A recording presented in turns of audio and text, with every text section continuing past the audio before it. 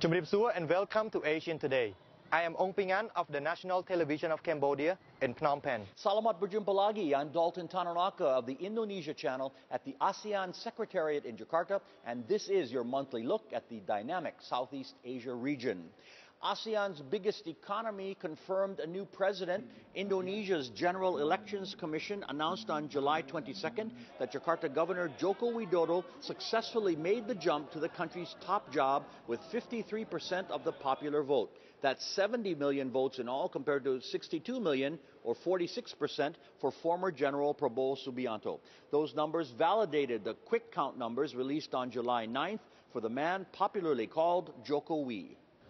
Saudara-saudara sebangsa dan setanah air, kemenangan ini adalah kemenangan seluruh rakyat Indonesia.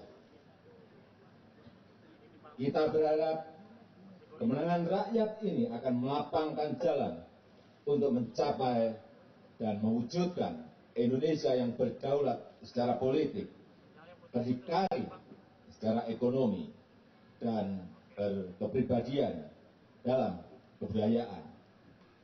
Itu senang lah ya, terus gimana ya, mudah-mudahan Indonesia itu dipimpin sama Jokowi, mudah-mudahan itu lebih baik, lebih maju. Banyak bukti-bukti janji-janji yang tahun-tahun yang lalu kosong semua. Nah saat inilah kita semua senang dan ya doa saya terjawab, Jokowi dan Yusuf Kala menang. But losing candidate Prabowo is challenging the election legally, saying massive fraud was committed. We'll hear from the winner in our hot seat segment. The world mourned the victims of the Malaysian airline flight shot down in Ukraine on July 17. MH17 was flying from Amsterdam to Kuala Lumpur when a missile from the ground brought it down with 298 people on board. The majority of passengers and crew were from Asian member states. Global outrage was directed at pro-Russian rebels believed to be responsible. 4 months ago, another Malaysian airline flight disappeared in the Indian Ocean with 239 people lost. A super typhoon roared through the region in mid-July, leaving massive cleanup jobs and tragedies. Typhoon Romanson slammed into coastal regions of Vietnam on July 19, killing 11 people. The storm hit northeastern Quang Ninh province hard, toppling trees, causing landslides and disrupting traffic. Romanson had earlier battered southern China, killing 37 people there and destroying tens of thousands of homes. It was the strongest typhoon to hit China's southeastern region in 41 years. And the Philippine capital Manila had felt the typhoon impact on July 16, killing at least 94 people dead and knocking out power in many areas. It was the 7th storm to batter the Philippines this year. The military conflict between Israel and Palestine stirred several major protests in ASEAN countries. Here in Jakarta, members of the Islamic Society Forum massed in the heart of the capital on July 11th. The group raises money for humanitarian relief in Palestine. In Manila, hundreds of Filipino Muslims and Christian groups marched on July 15th to condemn the air attacks in Gaza. They went to the Israeli embassy carrying protest signs and banners. And in Bangkok, 100 Muslim demonstrators burned flags and chanted slogans outside the Israeli embassy there. Police prevented the protesters from getting inside the facility during the 2-hour incident. Israel began the offensive in early July in response to weeks of heavy rocket fire out of Hamas-ruled Gaza. At least 185 Palestinians have been killed. Islam's holy month of Ramadan wound up with the Eid al-Fitr celebration. Muslims throughout ASEAN observed the month of July by fasting from dawn to dusk. They broke the fast each evening with meals that helped reconnect friends and families. Ramadan began when the first crescent of a new moon was sighted. Vietnam is getting help from the World Bank to fight poverty. World Bank President Kim Yong Kim met with the leader in Hanoi on July 17 to discuss poverty reduction and development goals. 5 agreements worth $876 million were signed by Vietnam State Bank. An Indonesian cosmetics company is meeting the challenge of imports by going traditional. ASEAN Today's Andita Winda reports on the success of Sari Ayu. Sari Ayu is one of Indonesia's biggest cosmetics companies. Its founder, Martha Tilaar, started the business in 1970 after graduating from a beauty academy in the United States. She began by opening a small beauty salon at home in her parents' garage, employing only one beautician. In just 3 months, however, her business grew. Her frequent clients varied from housewives to ambassadors' wives. As a result, she decided to expand her business. Untuk suatu mendapatkan identitas sebagai Eastern woman, Eastern beauty, ya, using the ingredients of tropical ingredients. Under the Sari Ayu brand, Tila R aims to preserve Indonesian heritage. She incorporates Indonesian culture into her beauty products. The company is currently working on incorporating the culture of Indonesia's Borneo Island. Through scientific research, Tila R explores the country's natural resources and studies ancient Indonesian makeup techniques. What makes Sari Ayu different from other Indonesian cosmetics companies is that it uses more than 200 types of local herbs in manufacturing products such as makeup, shampoo, and shower gel. With more than 200 employees, Sari Ayu produces thousands of items per day. Using advanced technology, the entire production process, from processing basic ingredients to packaging, is carried out at the company's main factory in East Jakarta. The products are then distributed throughout Indonesia. But having thousands of outlets around the country doesn't mean Sari Ayu has won the battle. It is still struggling against competition from imported brands. Saya ingin menjadi nyonya rumah di negeri kita sendiri. Dan saya pergi ke mall yang very high rising mall gitu ya. Dan saya ditolak untuk sebagai tenant, coba bayangkan. Katanya nggak level, nggak bagus, nggak level lah buat mall gitu. Tila R says Indonesians prefer using international brands rather than their country's products. Surprisingly, she gets a better response from international markets such as Singapore, Taiwan, Hong Kong, and the Philippines. But she acknowledges that local demand has increased. There are still local women who proudly use Indonesian cosmetics. Sangat bagus ya kosmetik lokal, karena justru kosmetik lokal sebenarnya yang cocok dengan kulit kita, karena saya beberapa kali memakai produk kosmetik yang interlokal gitu, internasional, tapi ternyata nggak cocok. Masalah brand aja gitu, bagaimana menanamkan brand di orang kita. Tapi semakin kesini saya lihat kosmetik kita kan semakin ngerti marketing. Marketing strategy has also helped Sari Ayu grow. After launching with an investment of only $100 4 years ago, Sari Ayu's annual revenue now totals more than 1 trillion rupiah, or about $100 million. The company has also won many local and international awards for Best Brand. Andita Winda, The Indonesia Channel, Jakarta. More ASEAN Today is coming up shortly. We hear directly from the President-elect of Indonesia. Joko Widodo is calling for national unity. His victory speech is next.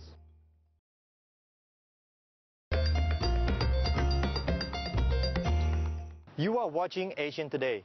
I am Ong Ping An in Phnom Penh. And I'm Dalton Tanonaka in Jakarta. The new president of Indonesia rose from small-town mayor to big city governor and now leader of the world's fourth biggest country. Regional leaders offered their congratulations to Joko Widodo, who called for a united Indonesia in his victory speech aboard a traditional boat in Jakarta's northern port. Saudara-saudara sebangsa dan setanah air, kemenangan ini adalah kemenangan seluruh rakyat Indonesia.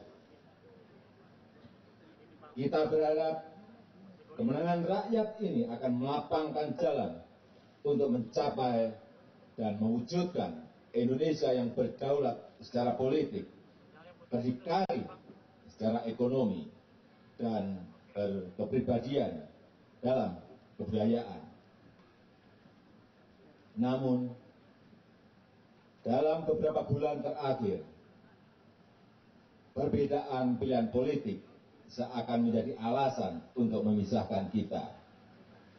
Padahal kita pahami bersama, bukan saja keragaman dan perbedaan adalah hal yang pasti ada dalam sebuah demokrasi, tapi juga hubungan-hubungan pada level masyarakat tetap menjadi fondasi dari Indonesia yang satu. Dengan kerendahan hati, kami, Joko Widodo dan Yusuf Kala, menyerukan kepada saudara-saudara sebangsa dan setanah air untuk kembali ke takdir sejarahnya sebagai bangsa yang bersatu, bangsa yang satu, bangsa Indonesia. Pulihkan kembali hubungan keluarga dengan keluarga, hubungan tetangga dengan tetangga, hubungan teman dengan teman yang sempat renggang. Kita bersama bertanggung jawab untuk kembali membuktikan kepada diri kita, kepada bangsa-bangsa lain, dan terutama kepada anak cucu kita, bahwa politik itu penuh keriangan. Politik itu di dalamnya ada kegembiraan. Politik itu ada kebajikan. Politik itu adalah suatu pembebasan. Saudara-saudara sebangsa dan setanah air, pemilihan umum presiden kali ini memunculkan optimisme baru bagi kita, bagi bangsa Indonesia. Jiwa merdeka dan tanggung jawab politik bermekaran dalam jiwa generasi baru. Kesukarelaan yang telah lama rasa maisuri kini hadir kembali dalam sebuah semangat baru. Pemilihan umum presiden telah membawa politik ke sebuah fase baru, bukan lagi sebagai sebuah peristiwa politik semata-mata, tetapi juga sebagai peristiwa kebudayaan. Apa yang ditunjukkan para relawan, mulai dari pekerja budaya dan seniman sampai pengayuh becak, memberikan harapan bahwa ada semangat kegotong royongan yang tak pernah mati. Semangat gotong royong itulah yang akan membuat bangsa Indonesia bukan saja akan sanggup bertahan dalam menghadapi tantangan, tapi juga dapat berkembang menjadi poros maritim dunia, lokus dari peradaban besar politik masa depan kita.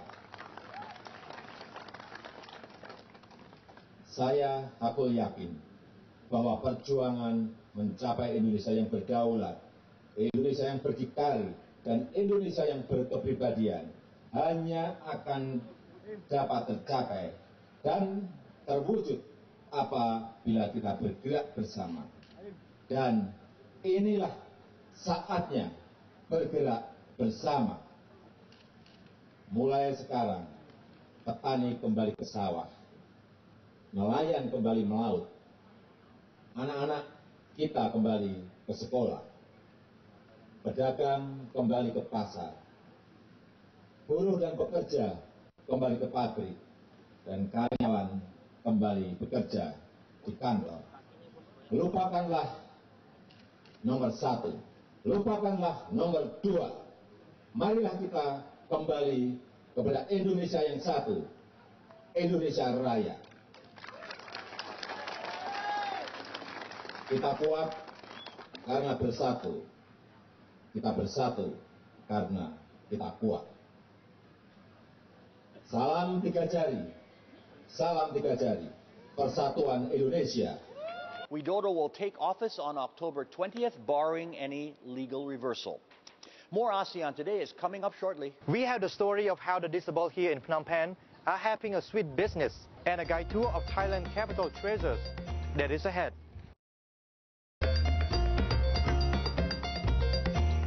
This is ASEAN Today. And we are coming to you this month from Jakarta and Phnom Penh. Work for the disabled here in the capital is limited, but one organization is helping to develop skills and delivering a sweet product. Asean Today, Andrew Drick explains. Discrimination against the disabled is a deep-rooted problem in Cambodia. Education and employment opportunities are almost non-existent, leading to widespread marginalization and poverty. Pu Mian has severe brain damage caused by malnutrition when he was 1 week old. His mother was very sick after giving birth and wasn't able to breastfeed him properly. Mian spent most of his youth on the streets, getting into trouble, before he managed to turn his life around. Now, on most mornings, Mian takes to the water around his flooded village, delivering vegetables for his mother's small farming business. After that, he heads to the fruit market to select and buy fruit to deliver to the jam-making factory where he works.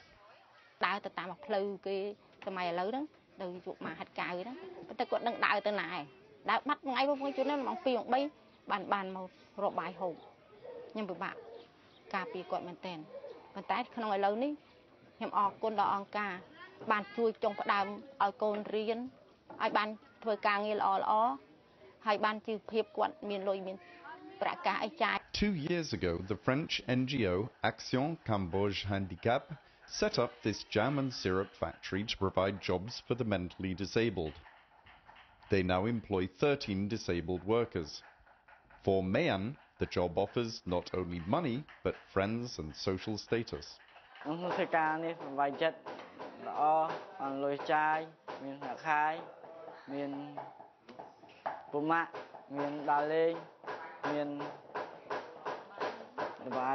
The key to the factory's organization is allocating tasks based on a person's specific disability. Mian's task is to wash and peel the fruit, which is then chopped into a paste.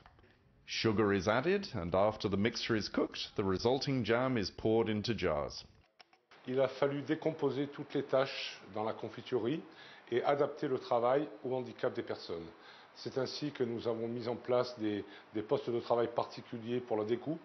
C'est ainsi que pour l'étiquetage, nous avons aussi mis en place des postes de travail particuliers. Et aujourd'hui, chaque personne avec un handicap sévère, lorsqu'elle vient travailler dans cette confiturerie, sait chaque jour ce qu'elle a à faire de manière précise. The products made by l'Irrésistible are on sale in shops and supermarkets throughout Phnom Penh.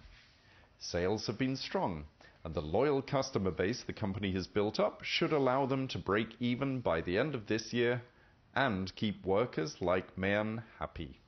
Andrew Trigg for ASEAN Today. Here are several events on the ASEAN calendar. The Pitchit Boat Race takes place on the Nan River in Pitchit, Thailand on September 6th and 7th. American pop singer Ingrid Michaelson is live at the Esplanade Concert Hall in Singapore on September 26th. And Festival Adventure Indonesia 2014 will be held in East Nusa Tenggara, Indonesia from September 24th to the 29th. Thailand may have some political problems, but there's no problems with its stunning visitor attractions. ASEAN Today's Nongol Darapati guides us to several of Bangkok's best. Bangkok is one of the best tourism destinations in Asia, displaying culture and traditions out in the open for everyone to see. There are several must-see attractions for visitors. Wat Po is also known as the Temple of the Reclining Buddha in the capital's Phra Nakhon district. This statue is the largest of its kind in the world at 15 meters in height and 43 meters in length. This creation is completely coated in gold, aside from its feet, which are decorated with 108 unique symbols of Buddha engraved in mother pearl. Directly adjacent to Wat Po is the Royal Grand Palace. It was once the official residence of the kings of Siam. A garden of rectangular buildings impressed all who come since 1782. Tourists are asked to wear respectable clothing here with no shorts. But if you weren't aware of the dress code, you can buy a traditional sarong to cover up. I like the Royal Grand Palace because it's huge and it was golden, and it was really cool. And there were murals everywhere, and if you're from a more prestigious country, it's kind of, you need to walk a lot outside, and it's kind of smoky, so be aware for that. But aside from that, it's well worth the trip. Just enjoy your time there, and it can be a really beautiful country if you know where to go. Visitors will also enjoy Khao San Road, the central hub for souvenirs. The area is also populated with hundreds of restaurants and fashion stores. For those seeking the performing arts, Siam Niramit is the largest theater in Thailand featuring traditional culture. Every performer works hard to bring maximum enjoyment to tourists. The Niramit show seats 2,000 people for a 90-minute story of the kings of Siam. The ticket cost is $37. Generally speaking, the people are really friendly, and a little bit of conflict is it's like a drop in the ocean. But overall, Bangkok's a great place to come to, so we still feel safe. Tourism numbers have fallen since political protests erupted earlier this year, but the enjoyment remains high for those who come to this global favorite. Nongol Darapati for ASEAN Today. It is feedback time now, and we really do enjoy hearing from you wherever you are in the world. Joining us, as always, with this month's comments is Duridi Sidichanya of the ASEAN Secretariat. Dee, what is the buzz this month? Well, we have many interesting comments from Twitter, Dalton. Vanna in Cambodia says, I love ASEAN Today so much, but can you make it more often, like once a week? That might be possible in the future, Vanna. Juliana in Indonesia tweeted this. I love the history and good news. Keep watching, Juliana. And Wulandari said this. Thanks for sharing the news. Such enlightenment. Happy to enlighten you, Wulandari. Let us know what you're thinking out there. Email us at ASEANTodayTV@gmail.com. Post something on our Facebook page or tweet us at ASEANTodayTV. And that's all for this month, Dalton. All right, Dee, good to see you as always. Thank you very much. On. Dalton and Dee, comic book and superhero fan, went batty in Bangkok. The event was the first Comic-Con that took place at the Royal Paragon Hall. This full-size Batmobile used in the 1989 Tim Burton movie was on display to celebrate the 75th anniversary of Batman. And a cash prize of $1,800 was given in the cosplay contest, with participants dressed up as their favorite fantasy characters. I am a Superman fan myself. That is Asian Today for this month. I am Ong Ping An of the National Television of Cambodia in Phnom Penh. I'm Spider-Man myself. And I'm Dalton Tanonaka of the Indonesia channel at the ASEAN Secretariat in Jakarta. Thank you very much for watching, and see you again next month.